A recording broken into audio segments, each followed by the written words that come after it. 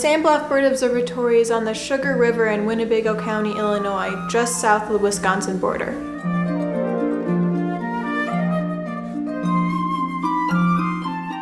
It is one of the largest totally volunteer-operated banding stations in the United States. In the Midwest, it is the third largest banding station as far as birds banded.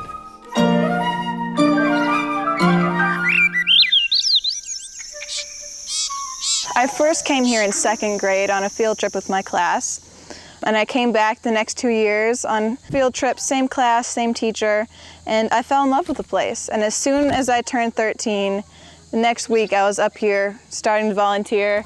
I took the training, I watched videos, I took a little written test, and from there on I've been coming out every weekend for 4 years this fall.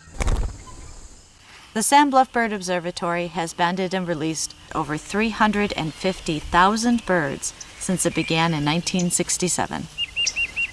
All of our bird banders are trained how to handle wild birds and then given a permit from the U.S. Fish and Wildlife Service. Does banding hurt the birds? No, the band goes just right around their leg and is loose like a bracelet, so it doesn't pinch them or hurt them or inhibit them in any way. Why do people band birds? Why do they? Well, there's a variety of reasons. Well, primarily for counting purposes. We band birds to count the birds to find out if the population is stable or declining. What we're trying to do is to evaluate, the number of birds that come through and get, and over time gather that data and see whether or not there's an increase or decrease in a particular species.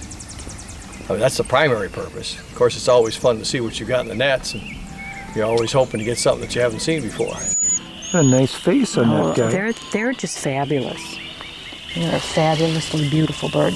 We only know so much from other means, so like direct observation. You can see certain things happening with birds, but there's certain things we won't be able to find out that way, like how old or how long do birds live for, where do they go. People band birds because it's a good measure of the status of the world and the environment, and birds are kind of a marker of how everything else is doing too. And why do you band birds? I band birds because ever since I was little, I've loved birds, so just getting the contact with them so close and hands-on, I just love it. And what they're studying at the banding station is bird migration, so we band during bird migration periods. March, April, May, August, September, October, and November. And why do you band birds? Because I just love birds. The first time I came out here, they let me hold a hawk, and that's all it took. How can you tell he's an adult? Well, immatures, HY birds, hatch-year birds, have yellow eyes. Oh, okay. Second-year birds, this one's got an orange. Looks like he got into brush. Oh, so he cut himself and it got infected? Yeah. Is it skinny? He's got a full crop. Or got a crop that's got not empty.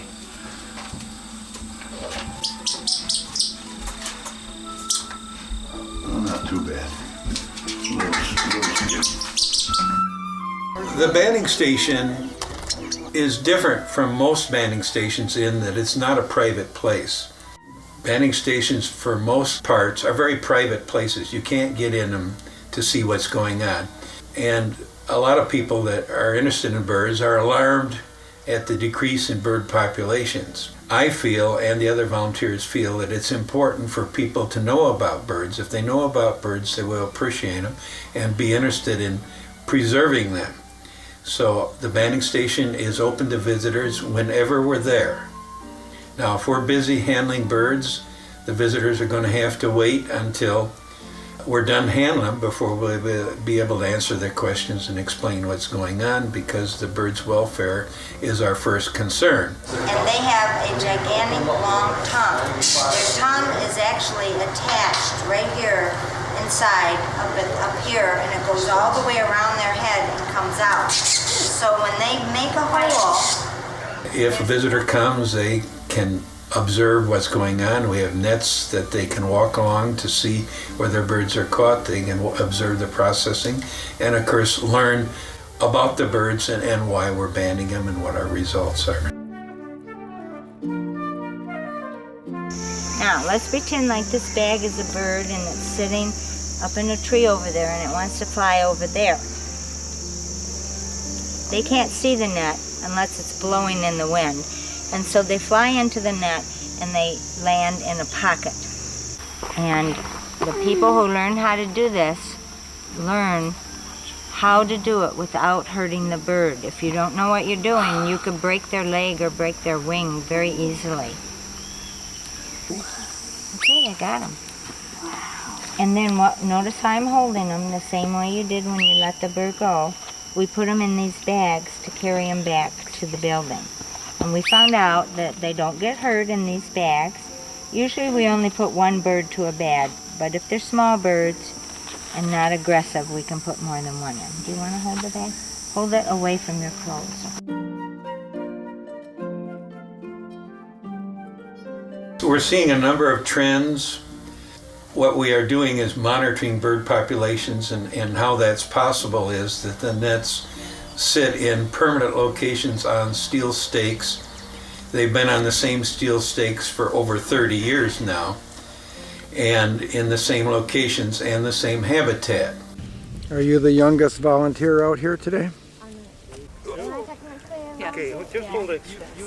Don't pull it toward me. Just hold it over that stake right there. We band approximately the same amount of time. The approximately is because we're dependent on weather, but we band approximately the same amount of time every year, so we can compare the number of birds we catch through the years, and this allows us to determine trends in bird population. Is it a girl or a boy? It's a female. And the trends are that the neotropical migrants, You gonna let go of the net? Okay, now let go with your foot. the birds that come from Central America, Mexico, That's an indigo bunting. and South America, these birds are decreasing in numbers substantially and have decreased. I would say that on the average, the neotropical migrant populations are 20% of what they were when I started in '67. What you got there? Black and white chickadee. Black-capped chickadee. Black-capped. We nicknamed them black and white Finger biter. However, the non-migratory birds that are not neotropical migrants, the ones that stay within the United States or migrate from the southern part of the United States up into Canada, their populations have not decreased as much, but they have decreased also. There we go. All right, that guy didn't want to let go, did he? No, The only populations of birds that haven't decreased White-breasted nuthatch, correct. are the ones that have wide habitat ranges or can nest in people's yards. Since there are more people's yards now than there were when I started, there is more habitat for birds of this type. The chipping sparrow is an example of that. There we are.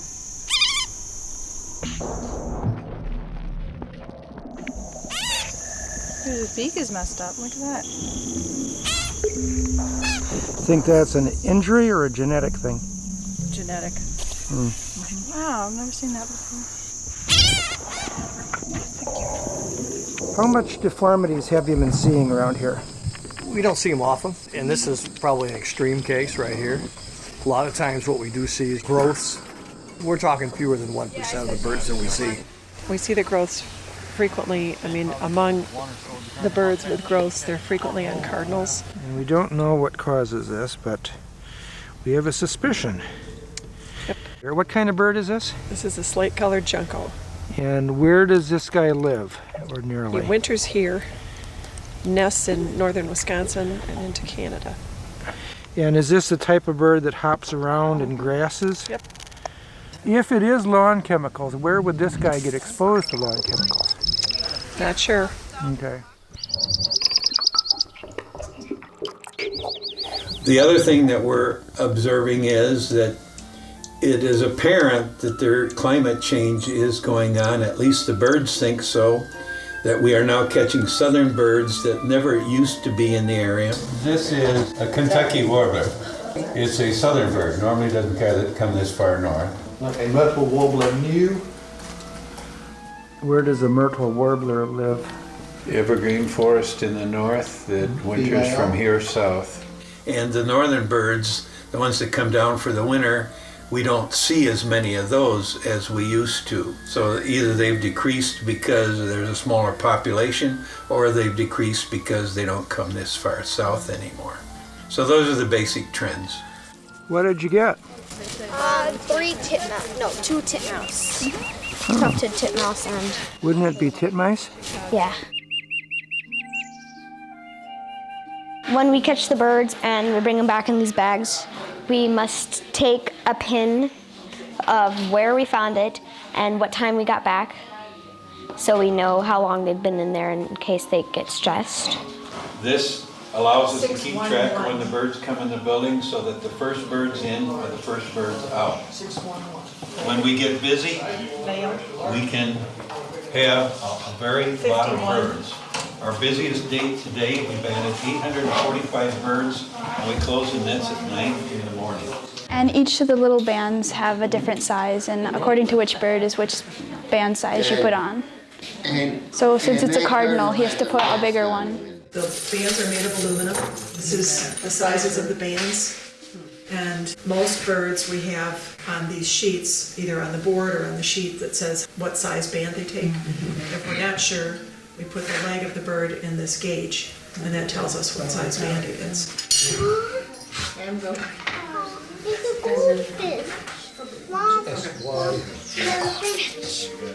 72. Bird recognition 690. Very good. Blue sheep, sign her up. Yes. Top girl. The bands that we use come on the wires, and we take the bands off of the wire with special pliers that has a little pin that sticks out of the side of it. And what we do is we put that pin inside of a band, and when we spread the pliers apart, the pin opens up and it opens the band. So the band goes from being a circle to being like a C, and we put the band inside of the pliers with the open side facing out, so that when we get ready to put it on the bird, we just put it against the leg, and when we close the pliers, it just forms the band back into a circle again.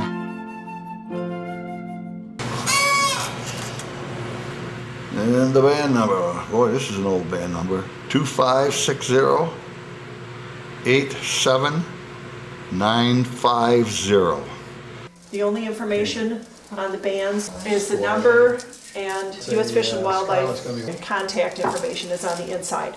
So if you were to find a bird that had a band on its leg, say the bird hit your window and died, you get the band off of the leg, you call the U.S. Fish and Wildlife Service with the number, and they can tell you what species of bird it is, where it was banded, when it was banded.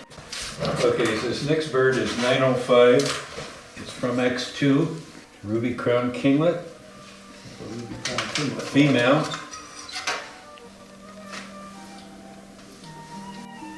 Wing cord 53. He measures the wings, which can help tell whether it's female or male, or the age. Wing cord is 95. 75. 70. 75 on the wing. The wing is 72. And he also could take water sometimes, depending on the bird, and put it on the skull to check how old it is, either if it's an HY, which means hatching year, or AHY, which means after hatching year, to tell the age. And it's AHY by sculling. And this is the sculling with the water. And I really don't like to skull cardinals, but Pull this big shot. yeah, right. So we can see how many layers. Get a little rubber band. It is an HY bird. Okay. I'm sorry. Which means it's hatching year. When new volunteers are learning to take birds out of the net, a cardinal is one of the harder birds because their beak really hurts if it bites you. And especially if you get it right in between your fingers, you are on your knees. That's how much it hurts you. They have such a big beak because they crush seeds with it. I am kind of holding my hand up like that so that he can't turn around and bite me. It's the largest woodpecker in North America. The imperial and the ivory bill, which is the living relative of that family, are now extinct. or most people believe them to be extinct. Some people don't. Some people don't, but we all have our own ideas on that. So this is a very, very impressive bird. They actually do drill into hardwoods. Yeah. And the band number is... Does it have an incubation pad? Yep. So she is on a nest? Yeah, they're nesting now. Well, we caught a pair 3 weeks ago or 4 weeks ago.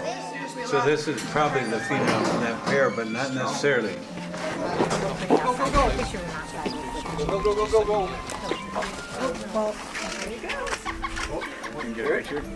Right now I am entering old data sheets into a computer.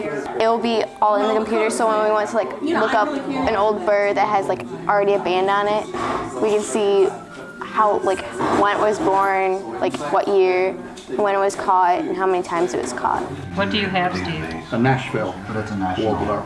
The banding station received a grant a number of years ago to enter the data on the computer. We used a program that the banding office provides to enter the data and then converted it to Access, which is more manageable database than the program that the banding office provides.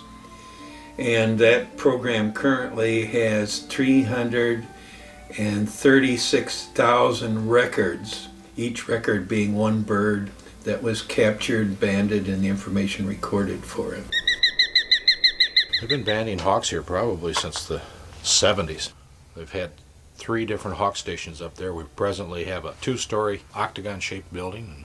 We can see approximately about 5 miles from up there, so we can see birds coming from quite a ways away. Catch mostly red tails, a few coopers, sharp shins, occasionally a peregrine.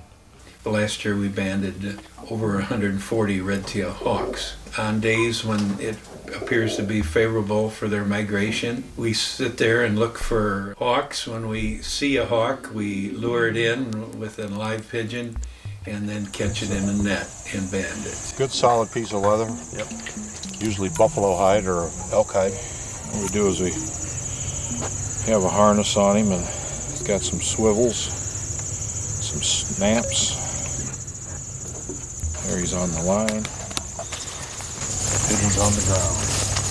If a hawk comes, how does the net get to where the hawk is? Well, the pigeon in the middle of the bow net. And when the hawk comes in, we're up in the building. When he's on the pigeon, slip it over.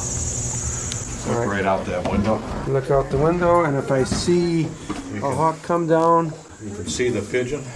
Yeah. Oh yeah. Pigeon's trying to fly. Look like the bird's injured. Uh-huh. That's luring. That's agitating. Oh, I see. Then you pull them over to the net. Yeah, what I do when you get a hawk on it, or try to get the pigeon in the middle of the bone net before the hawk gets there, but frequently it doesn't happen. No, he's coming. Agitate that.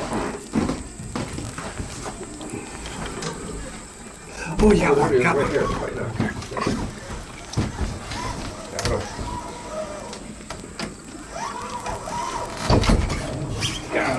Cool.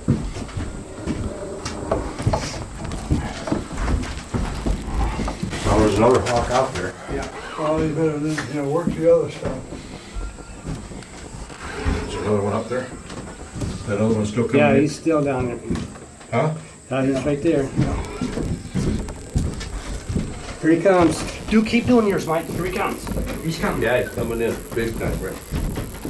Through the years, we've banded over 2,000 red-tailed hawks, and over 100 of those hawks have shown up in various places throughout the United States. The oldest bird so far that we've had show up somewhere, a red-tailed hawk that we banded, showed up 20 years later in Red Deer, Alberta. That's north of Glacier National Park. We like to figure. If you fool a hawk, you catch a hawk.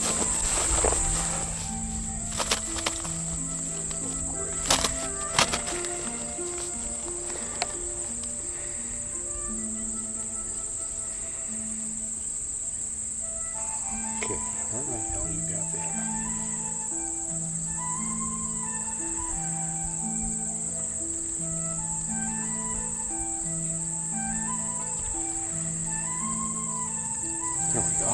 amount. Nice juvenile. Yeah, what did you use the can for? I guess we'll What see. do we use the can for? Yeah. This subdues them. Oh. Keeps them quiet. Also helps us in processing.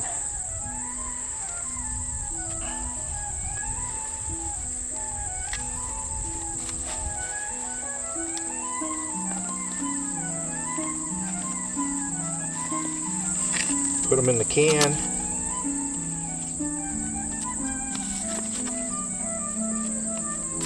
Keeps him quiet.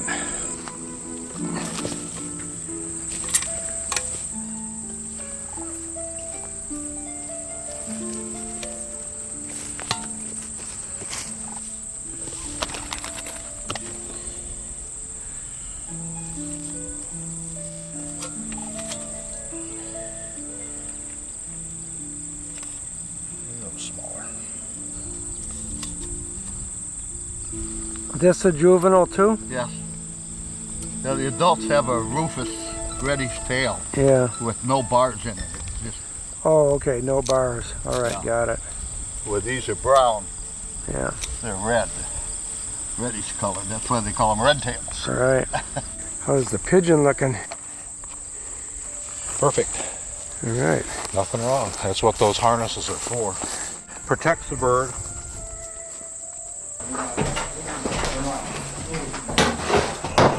Take the tail measurement.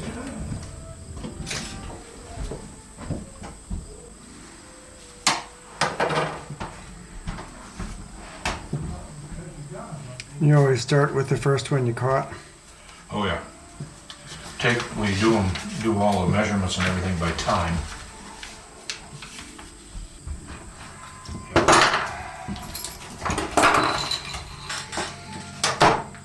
Unfortunately, a lot of these young guys are probably going to get killed in the next 6 months.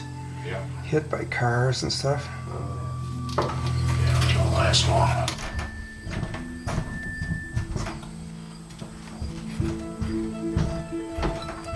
Do you let them go right away, or you wait until they're all done?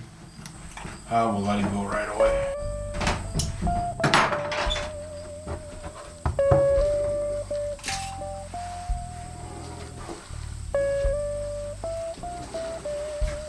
He needs some food.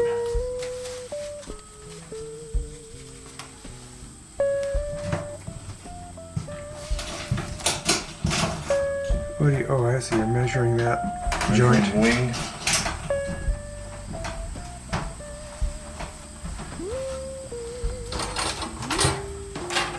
Oh, I see. Put them back in.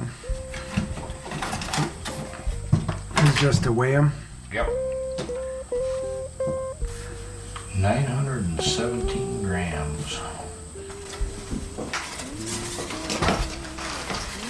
Okay.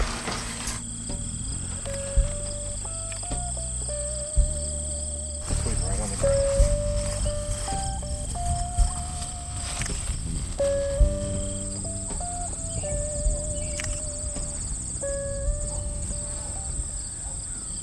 Do you band hummingbirds, Lisa? No, because hummingbirds require a band that's made of plastic, and the bands come in sheets instead of all on wires. And there's a limited number of bands, and people that band hummingbirds band only hummingbirds. And our permit does not cover hummingbirds. So what's going to happen to this little guy? But we're going to release him. Before you start, what kind of hummingbird is this? It's a ruby-throated. Male or female? Female? Female or juvenile, probably female here.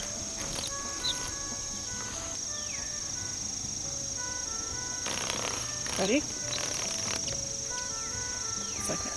Oh wow, look at that. So this is an American woodcock. I don't think I've ever seen one in It's a pretty big game bird. They are actually hunted, unfortunately. You can see 360 degrees without turning his head. I believe it. That's crazy. He can just open the tip of his bill and keep the rest of it closed. They've got like a, the end of the bill, they can move it independently. So when they're foraging in the dirt, You've got a tendon that goes down the bill and attached to the top of the head, so it's just like pulling it like this, and it opens it up. And the end covers the opening, so when he pushes his bill down in the ground, he doesn't get a mouthful of dirt. So it's a female. That's what I think. You know, it might be the chicks I saw on the Yeah, it's road. got chicks. Yeah, I'm sure that's what it is.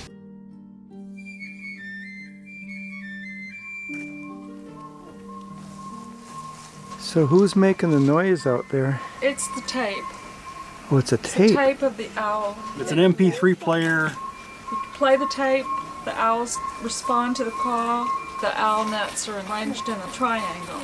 The tape is in the center, and they head toward the sound, and the net stops them. Hey girls, what do you think of this?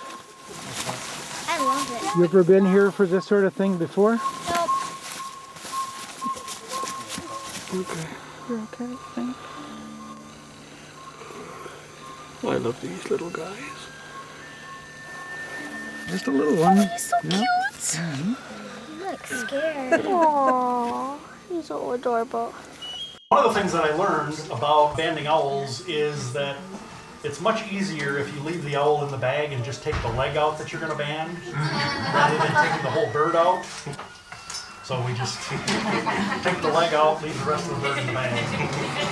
It's much less painful for me.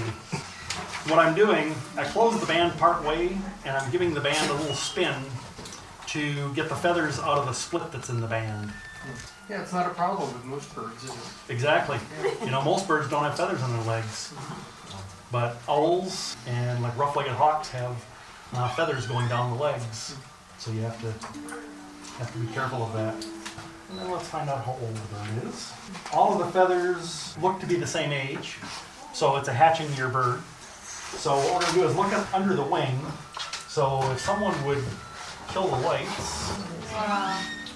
And it's all pink, right? And that means he's young, right? Yeah. Yeah, if they're all pink. The new feathers, the ones that are just molted in, have that porphyrin in it, and it degrades in sunlight. So older feathers would not fluoresce like that. And with the wing cord and the weight, we can tell what sex it is. Maybe. We'll see. We'll see, yeah, we may be 77.0. 77.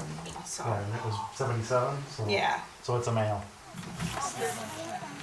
Everybody coming that's gonna come. Does the light keep them in the box? There you go. You got the nice white eye ring, but you got this beautiful, what we call a necklace on a Canada Isn't that warbler. nice? And why do you band birds? Because I love birds. I love the people that I'm with, and I love nature. John, how long you been taking pictures out here? Well, I've been here since '04, and that's what kind of drew me was the chance of seeing birds up close. About how many pictures you have that you consider good pictures? Oh, good pictures? How many pictures do I consider that are good ones? Out of the tens of thousands that I shot?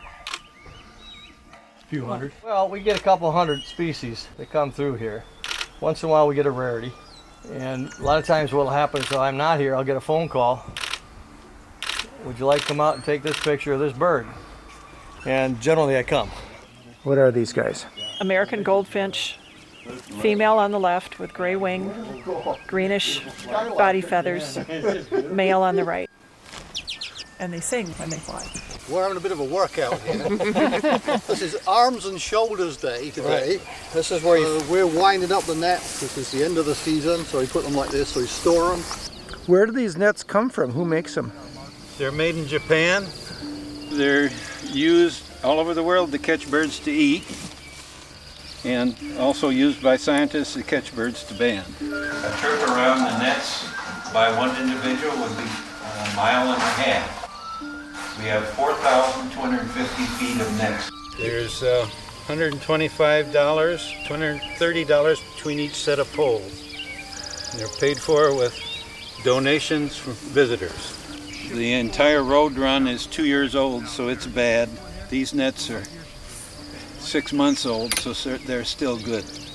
In the last several years, we've had some young people who have gotten involved very actively in becoming net checkers. And after that, you go with someone, one of the people that have been here for a while, and you kind of learn how to take them out and what the different birds are and how you can tell. To learn about birds, to learn a lot more about the natural world. Record things about the birds, and you hold them and you put on the band and you read the numbers, and that's kind of the next step if you want to do that. To learn about our ecosystems, to learn about how everything is connected. I think you just need to set out time to do it. I mean, once you start, I think you fall in love with it and you'll continue, but you just need to make the first move to just go ahead and do it. The bird banding station is now a 501c3 nonprofit organization. It is totally volunteer operated. Our funding is from the Forest Preserve, providing heat and light and maintenance of the building and the grounds for us to band in. And the other funding is donations from visitors, and they do a good job of helping provide the funds we need to operate. Here in Winnebago County, we're fortunate to have an extensive forest preserve system, and it has grown substantially through the years. Because of that, there's more habitat for birds than there used to be, more good habitat. And anything that increases viable habitat for birds, nature responds when we help, and you need to have ecosystem that functions, that works well. And if you have an ecosystem that works well, the species of birds that live in it will increase. There are a lot of efforts today to restore various habitats and things of that sort, and those sort of activities increase bird populations.